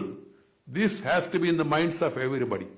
And great people like Sir Choturam ji has practiced it, has taken care of every section in his life and written about every section. That should be the ideal for all of us. And the standards he maintained in legislature, standards he maintained in the governance, and the standards he maintained in public life. I was going through one letter written by Sir Chautu Ramji to Mahatma Gandhi. Mahatma Gandhi को पत्र लिखना उस समय. I just quote small. This is 15th August 1944. Wholesale exchange of vast population being sheer madness. The Rajaji formula places communalism on a pedestal from which it will be very difficult to dislodge. The formula implies the recognition of Mr. Jinnah's theory that Hindus and Muslims constitute two different nations and not two sections of one Indian nation. There is no common ground between him, that is Jinnah, and you, Mahatma Gandhi. It is wrong to suppose that you can appease him except at a price which no Indian should agree to pay. This is what he has written to Mahatma Gandhi at that time. See the vision, foresight, and boldness. To differ with Gandhi was not a simple thing at the time, Mahatma Gandhi. But when you feel that these ideas are not good, one must have the courage and conviction to say that. In public life also, we need people with uprightness, with character caliber, honesty, integrity, and also knowledge about the subject. People should read and then speak. Nowadays, some people, they speak and they try to read it afterwards. That should not be the practice. The legislators, पुस्तक में लिखा है, पूरा पढ़ा है नहीं मैंने, हर एक भाषण के पहले सर छोटू राम जी बैठ के अध्ययन करके पॉइंट्स नोट करके भाषण देते थे. आजकल भाषण देने वाले पॉइंट नहीं होता है मगर भाषण देते रहते. कुछ लोग, सब लोग ऐसा नहीं है. You have to prepare, you have to study, you have to do some research, search of ideas. Research means I am not talking of scientific research. Search of ideas, search of experiences, good practices, best practices, learning from others' experience, reading about the life and teachings and preachings of Maharshi Dayananda, many of the great people, Saraswati, great people. You get more knowledge, more wisdom. This is what is required for a person in public life. This is what we have to learn from Sir Chautu Ramji's life. Coming from a rural background, agricultural background, and then raising to this level, and then becoming such a mass popular reader, studying in St. Stephen's College.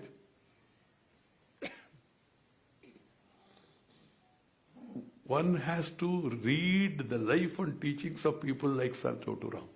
I appeal to all the children of Haryana particularly, and then Punjab, and then Himachal, and then various parts of the country. Please go through the life and teachings of this great man. Every child should read the life so that they understand the depths of understanding and knowledge of such great people. That will be very much useful to you. This is my advice. Now, all governments should focus and give priority to farmers, their welfare. I am not talking of politics. हमेशा dialogue होते रहना चाहिए सरकार और किसानों के बीच में, और किसानों का समस्याओं को राजनीति के साथ नहीं जोड़ना चाहिए. आपने राजनीति के साथ उसको जोड़ा. मैं अनुभव से बता रहा हूं, मैं भी खुद किसान का बेटा हूं. किसान आंदोलन, बहुत आंदोलन को मैंने भी नेतृत्व किया है. जब आप इसको राजनीति के साथ जोड़ेंगे, लाइक अंग्रेज में कहता है ना, वोट ऑफ थैंक्स, मैंने आजकल चेंज करवाया, no vote of thanks, only words of thanks. The moment you talk about vote, division हो जाएगा. अभी राजनीति आया, क्या हो रहा है आप लोग देख रहे. राजनीतिक क्षेत्र में राजनीतिक दलों का सम्मान होना चाहिए. उनका मैनिफेस्टो में वो क्या करना चाहते, क्या करेंगे, स्पष्ट रूप में लिखना चाहिए. बाद में उसका आचरण भी करना चाहिए. ये बहुत जरूरी है. और लोगों को हक होना चाहिए, सर आपने क्या लिखा, क्या कर रहे, क्या कहा, क्या कर रहे. मगर परिवर्तन के लिए हमेशा तैयार होना चाहिए। New ideas, world is open up now, पूरा दुनिया खुल गया। मेरा बचपन में मैं अनुभव करते थे, हम लोग आंदोलन भी करते थे, देश में, पूरा देश में एक ही मार्केट होना चाहिए। ये रिस्ट्रिक्शन क्या है? आंध्र का चावल तमिलनाडु में बेच नहीं सकते, ये क्या तरीका है? पूरा देश one food zone. I remember those days, Morarji भाई, देवीदास जी, चरण सिंह जी, सब महानुभावों ने मिलकर अटल जी देश को वन फूड जोन बनाया, वन फूड, पूरा देश को, नो रेस्ट्रिक्शन एनीवेयर। ये बहुत जरूरी है, देश के हित में है और किसानों के हित में है, मैं बता रहा हूं। और किसानों को मालूम होना चाहिए कलकत्ता में आज मार्केट रेट क्या है, चेन्नई में क्या रेट है, हिसार में क्या रेट है, क्योंकि जानकारी कम होता है उनके पास। तो जानकारी उन तक पहुंचाना चाहिए।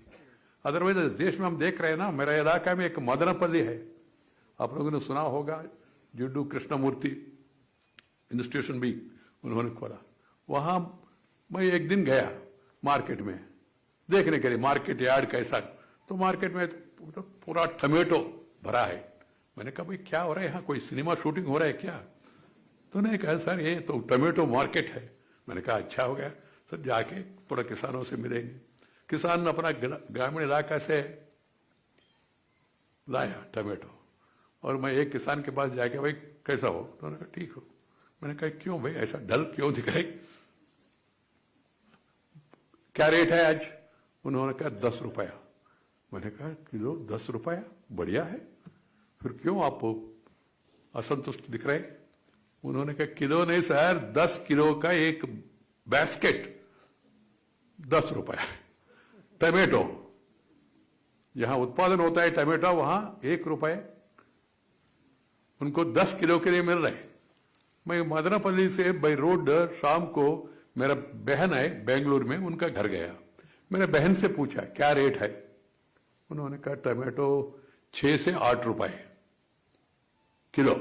वहां गांव में 1 रुपए, यहां 120 किलोमीटर है मदनपल्ली से बेंगलुरु, 6 से 8 रुपया। तो अगला दिन मैं हवाई जहाज से दिल्ली आया। मेरे पत्नी से पूछा टमाटर का दाम क्या है? उन्होंने कहा 16 रुपया। 16 रुपया किलो। उन्होंने कहा ठीक। यही हालत है आनियन वाले, प्याज वाले। आपको याद होगा प्याज के कारण से एक सरकार गई। मैं उस समय राजनीति में था, इसलिए मुझे याद है। मगर 20 रुपया 30 रुपया, वहां तो जो उत्पादक है उनको कम मिलते। तो ये एक्सप्लॉयटेशन को बंद करना, ओपन मार्केट सिस्टम होना और इलेक्ट्रॉनिक मार्केटिंग सिस्टम जितना जल्दी ला सके तो उतना, और बीच बीच में जब भी जरूरत पड़े तो सपोर्ट प्राइस बढ़ाते रहना। बाकी सब दाम बढ़ रहे ना, तो इसको भी सपोर्ट प्राइस को भी बढ़ाना चाहिए। मगर सरकार खरीद करे सब, मैं इसका पक्ष में नहीं हूं। सरकार खरीद करना जब मार्केट में डिमांड नहीं होता है, मार्केट में हम है, ऐसा सरकार भी आना चाहिए। अदरवाइज जो बीच का कमीशन एजेंट है ना, वो एक्सप्लॉइट करेंगे। इस दाम से कम हो गए तो सरकार खरीदेंगे, ये भरोसा, जिसको हम लोग कहते हैं ना सपोर्ट प्राइस, मार्केट इंटरवेंशन वगैरह, ये सिस्टम सब प्रूफ होना चाहिए। मैं किसी सरकार को, किसी पार्टी को ध्यान में रख के नहीं कर, मैं तो पॉलिटिक्स में आई नहीं, पॉलिटिक्स से बाहर आया, आगे भी कभी पॉलिटिक्स में आने का कोई आलोचना भी नहीं हुई, उद्देश्य भी नहीं है। मैं I have retired from politics but not tired from public life, that's why I am saying this. ये बहुत जरूरी है, because 50% of the people of the country are even today they depend on agriculture. I have the experience of being a rural development minister, मैं ग्रामीण विकास मंत्री था। उस समय अटल जी ने मुझे बुलाया और कहा सरकार में आना है। तो मैंने अटल जी को कहा सर मैं अभी तक, मुझे क्यों डी प्रमोट कर रहे? अटल जी ने कहा डी प्रमोशन क्या है? मैं उस समय बीजेपी का महामंत्री था, पार्टी का महामंत्री। हिंदी में वो एक हिंदी में जो देखिए, जनरल सेक्रेटरी को महामंत्री कहते, मैं मंत्री नहीं तो महामंत्री बन गया, ऐसा आनंद अनुभव कर रहे थे वो हिंदी के कारण से। तो अटल जी ने कहा वो रंगराज कुमार मंगलम का मृत्यु हो गया और दक्षिण से कोई नहीं है सीनियर, इसलिए आपको सरकार में आना है। तो अटल जी ने कहा, अरे भाई क्या है? मैंने कहा सर अभी तक मैं महामंत्री, आप मुझे मंत्री बनाना चाहते इसलिए थोड़ा मजाक में कहा। अटल जी भी मजाक करते थे ना, तो मैंने भी राइटर वेन में बोला, उन्होंने करना हंसने लगे।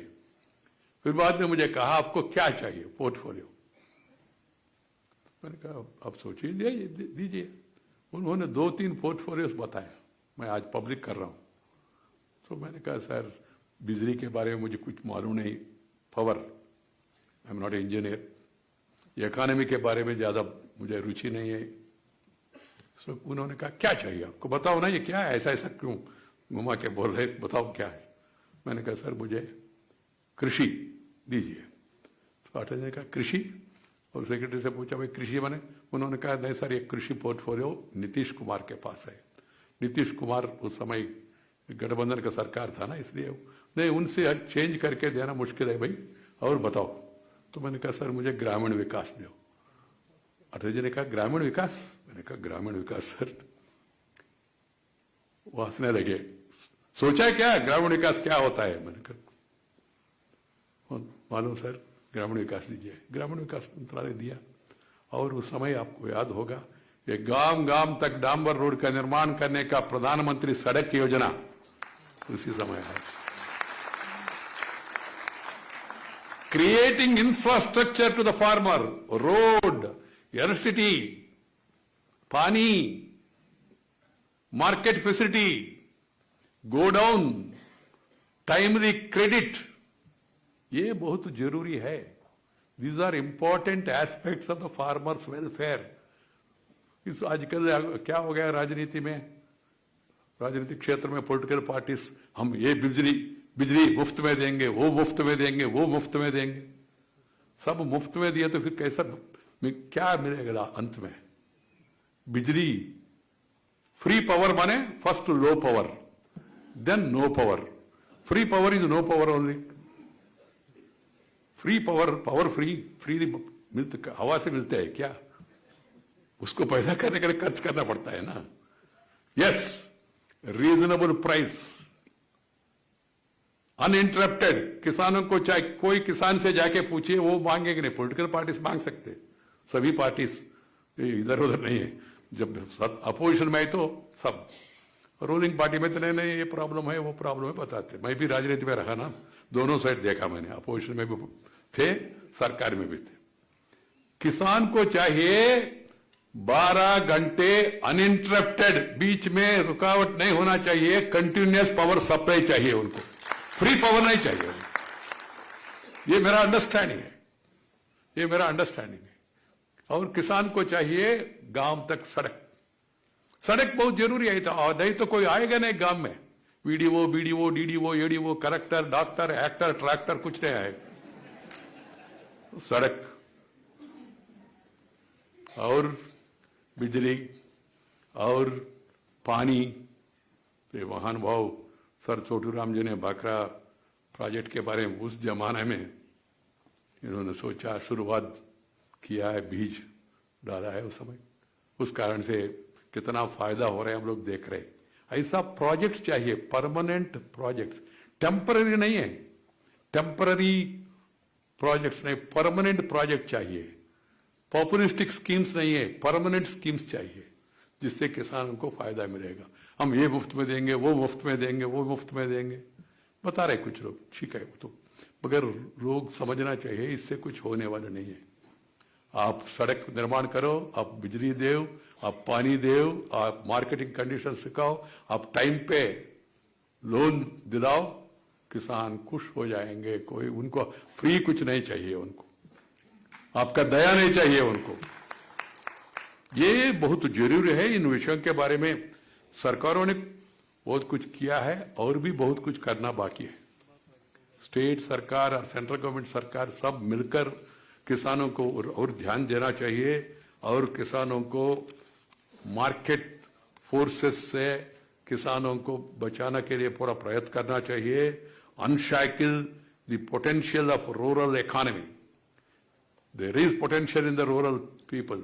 They know various technologies, if you upgrade their skills and provide them skill development, the Kisans can do wonders.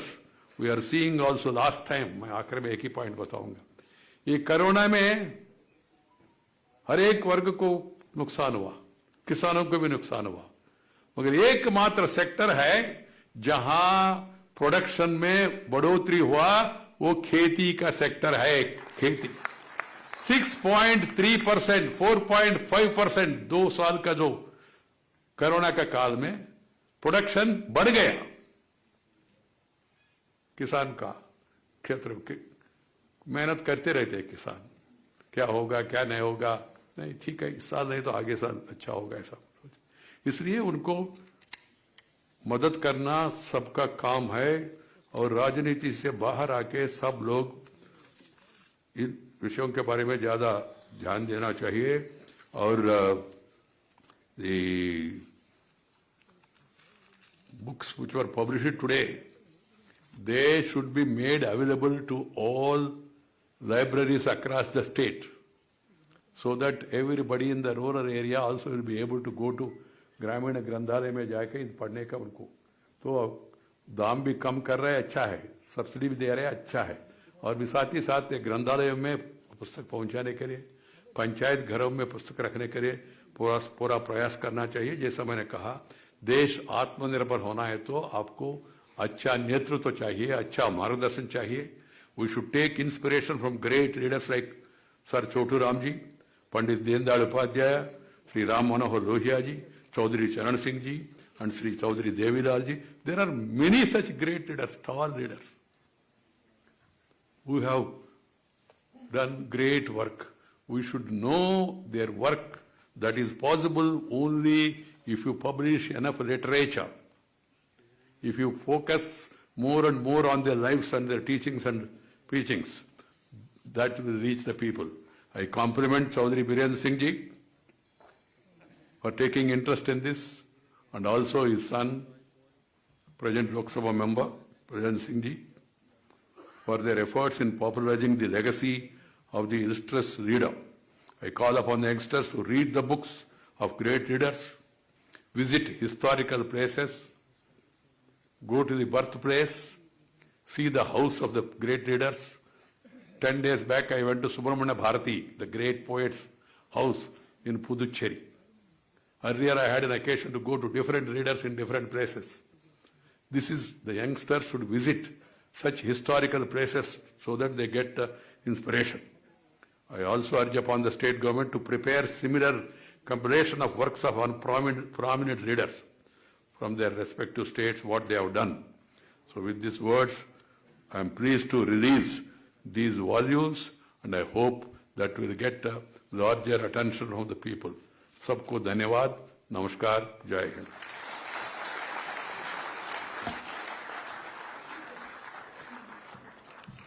बहुत बहुत आभार माननीय उपराष्ट्रपति महोदय का। महोदय, आपका उद्बोधन हमारे जनसेवा और राष्ट्र सेवा के संकल्प को और सशक्त करेगा, यह हम सबका विश्वास है। आपका अपना राष्ट्र, अपनी भाषा, अपनी संस्कृति, स्वदेशी चिंतन को लेकर जो उद्बोधन है वो हम सब के लिए प्रेरणा बनेगा, बहुत ही प्रेरक है। आभार आपका बहुत बहुत। मैं निवेदन करूंगा अब चौधरी वीरेंद्र सिंह जी से कि वे इस अवसर पर आभार व्यक्त करने के लिए पधारें।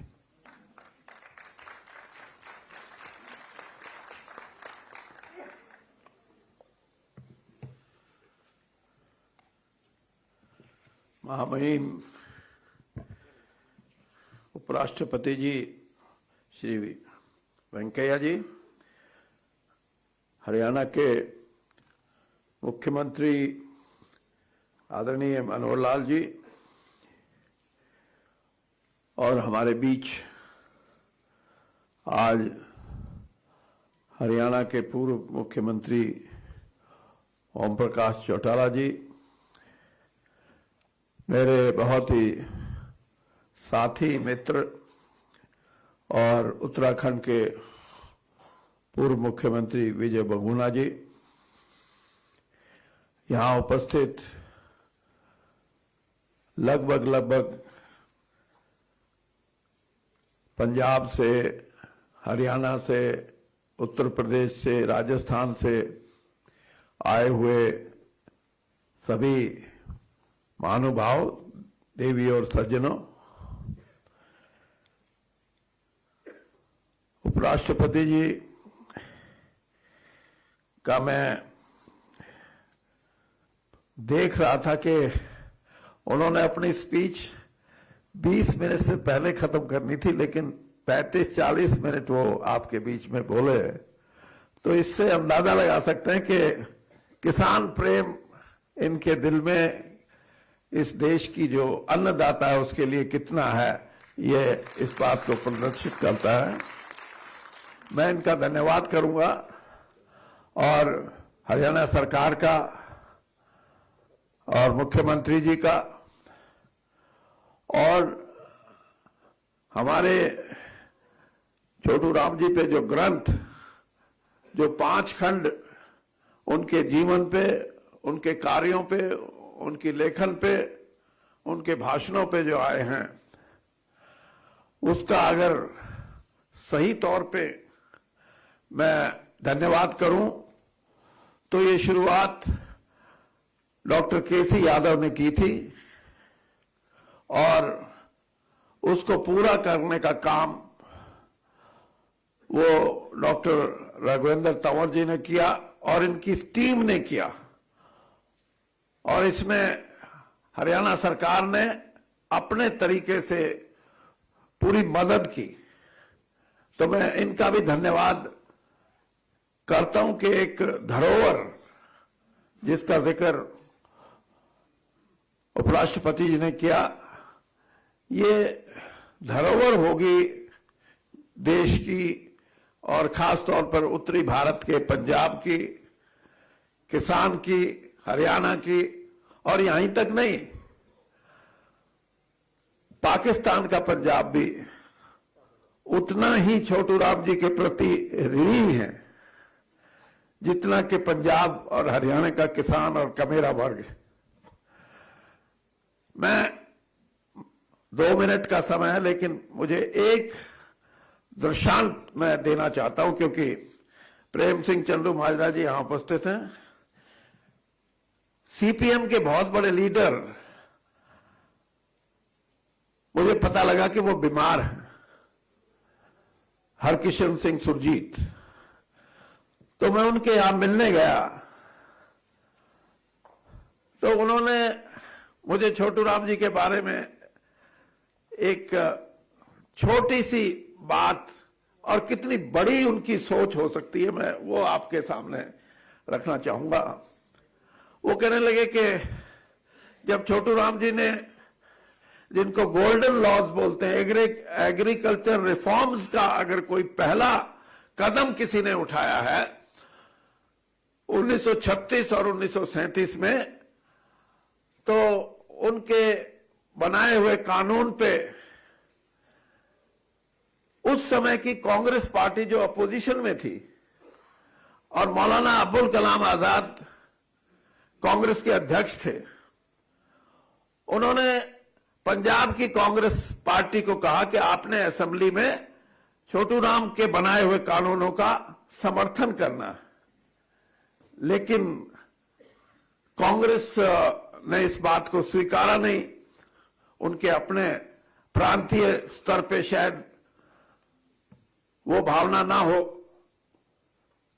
तो कह रहे थे कि छोटू राम जी ने उन्हीं दिनों में अमृतसर में एक बहुत बड़ी किसान सभा का आयोजन किया, और उसमें उन दिनों में आपको याद होगा कम्युनिस्ट पार्टी और कांग्रेस मिलके स्वतंत्रता की लड़ाई लड़ रहे थे। तो हरकिशन सिंह सुरजीत जी मेरे को कहने लगे कि मैं जवान था और मैं काफी पॉलिटिकल एक्टिविटीज में हिस्सा लेता था, तो मेरे को बुला के कहा गया कि तुम 100 लड़कों को लेके जाओ उस छोटू राम की सभा में और काले झंडे लेके जाओ उनका विरोध करने के लिए। कहने लगे कि हम नौजवानों की टोली पूरी वहां गई, और जब वो गाड़ी से उतरे तो हमने उनके खिलाफ नारे लगाने शुरू कर दिए, और जो प्रोमिनेंट नारा था वो था इनकलाब जिंदाबाद। तो कहते हैं कि वो स्टेज पे जब चढ़े, बड़ी भारी भीड़ थी, किसानों का सम्मेलन था, स्टेज पे चढ़ के उन्होंने नारा लगाया इनकलाब, कोई जिंदाबाद किसी ने बोला नहीं। दूसरी बार फिर लगाया तो जो स्टेज पे बैठे, जो चाटुकारिता के लिए मशहूर होते हैं किसी भी पार्टी में, उन्होंने सिर्फ स्टेज से नारा लगाया कि इनकलाब जिंदाबाद। तीसरी बार जब ये नारा लगा तो ऑडियंस से भी काफी लोगों ने नारा लगाया, और वो 2.25 घंटे, ये हरकिशन सिंह सुरजीत जी बताते मुझे कि 2.25 घंटे जब वो बोले तो पहला काम तो मेरे जो 100 जवान थे उन्होंने अपने झंडों से काले, अपनी लाठियों से काले झंडे निकाले और अपनी जेब में डालने शुरू कर दिए। और उसके बाद जब खत्म हुआ कार्यक्रम तो वो 100 के 100 आदमी छोटू राम जिंदाबाद के नारे लगा रहे थे। और मेरे को आके हरकिशन जी बोलते हैं कि मैं उनका लीडर था, मेरे को आके कहते हैं, और यार तू कित्थे लेके आया, तो अपना ही बंदा है। तो ये इस किस्म के विचार से उन्होंने उत्तरी भारत के किसान के अंदर एक नई जागृति पैदा की। और इसीलिए मैं आपका हृदय से धन्यवाद करता हूं कि मैं जब 1.5 साल पहले, 1.25 साल पहले आपसे ये कहने गया कि राघवेंद्र तंवर जी ने एक बहुत बड़ा काम किया है, हमारी जो एकेडमी है उसके अंदर हिस्ट्री और कल्चर की, हरियाणा की एकेडमी, और वो ये चाहते हैं कि इसका विमोचन जो 5 वॉल्यूम है वो कोई किसान वर्ग का नेता करे। तो उस समय तो मैं मंत्री भी था केंद्र में, और आपके साथ भी 2-2.5 साल केंद्रीय मंत्रिमंडल में रहने का मौका मिला। तो मैंने सोचा कि वेंकैया जी से अच्छा और कौन किसान नेता हो सकता है।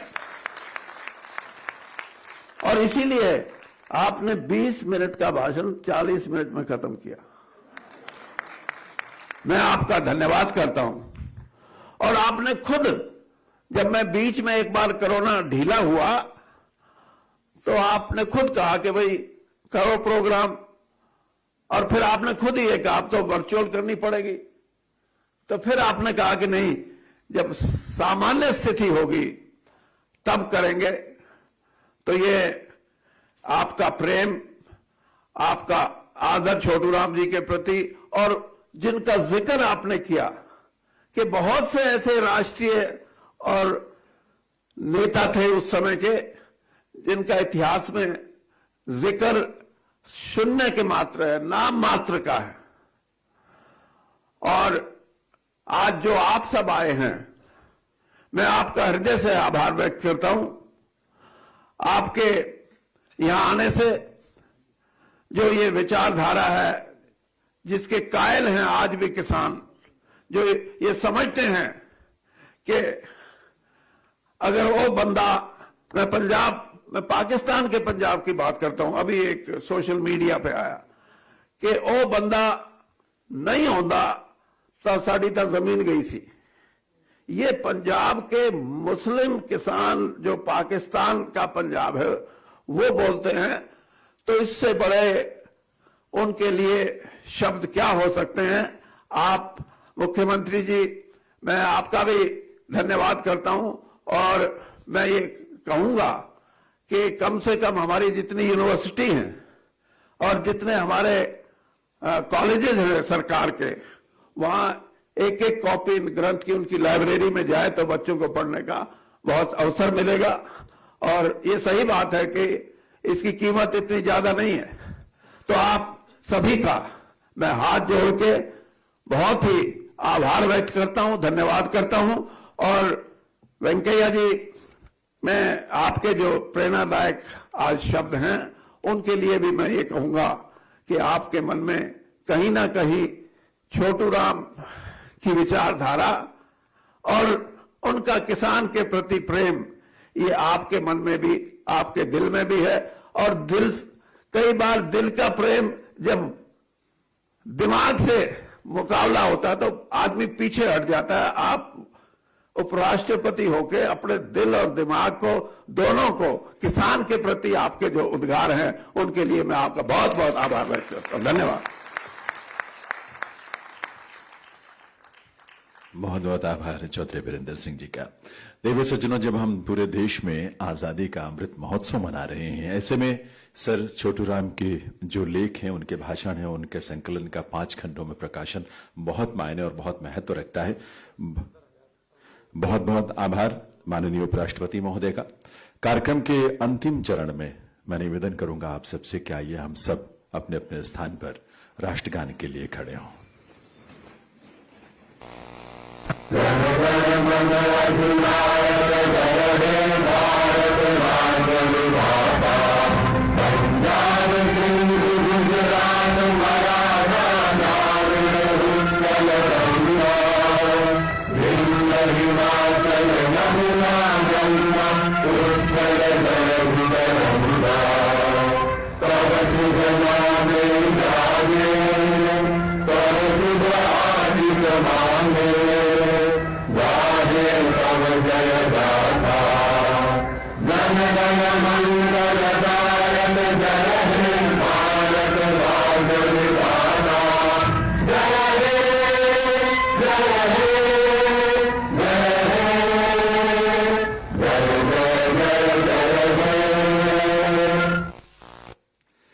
बहुत बहुत आभार माननीय उपराष्ट्रपति महोदय का। Sir Chhotu Ram writings and speeches के विमोचन का ये कार्यक्रम अब यहीं देवियों सज्जनों संपन्न होता है। हरियाणा इतिहास एवं संस्कृति अकादमी कुरुक्षेत्र की ओर से आप सबका बहुत बहुत आभार। माननीय उपराष्ट्रपति महोदय अपने तमाम व्यस्तताओं के बीच आज यहां पधारे, माननीय मुख्यमंत्री महोदय की गरिमामयी उपस्थिति रही, उसके लिए आभार।